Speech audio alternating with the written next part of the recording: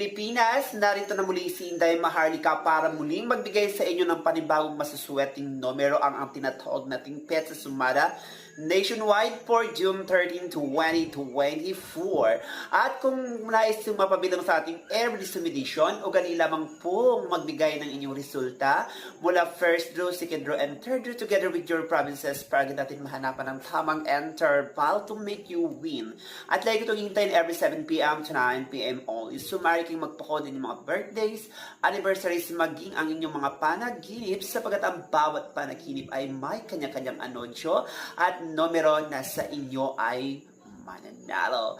Today is June 13, 2024, araw ng mga nagmamataas, araw ng maswerte or numero ng mga politiko na siyang pinag-uusapan ngayon. Now, 2024. And here we now sa ating given number na 613. Ang ibig pong sabihin niya na ay batang babaeng anak ng politiko. And for our legendary 2024, ang legendary magnanakaw ng sasakyan or sadyang nagwawala sa tahanan. And for our number 6, we choose the number of 429. So why I choose for 29 for number 6? Because of 4 plus 29 equals to number 33, and 3 plus 3 is equals to 6. Ang ibig pong sabihin ng 429 ay pintuan na madilim or kabaong at patay. And for our number 13 is number of 1030 na ang ibig pong sabihin niyan ay bibiluging may putok. So why I choose 1030? Because of 10 plus 30 is equals to 40, and 40 belongs to number 13.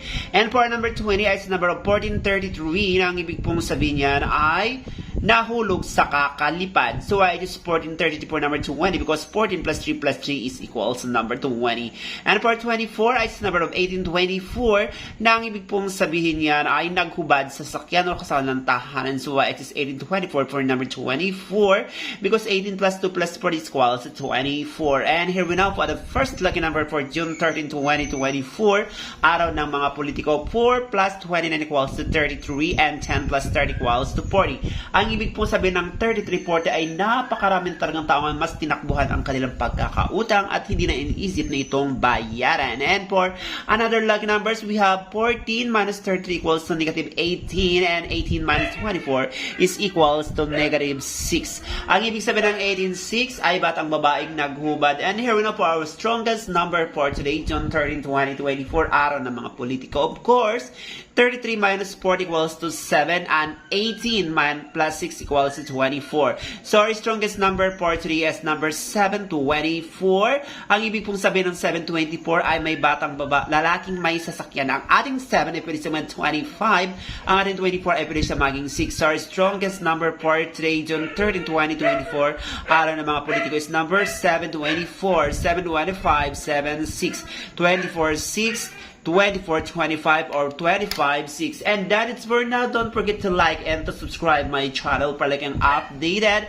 Ako si Inday Maharlika, nagsasabing gising dahil sa bawat umaga ng paggising is a new beginning of a new blessing. Thank you for watching and subscribe. I love you all and God bless. Subscribe.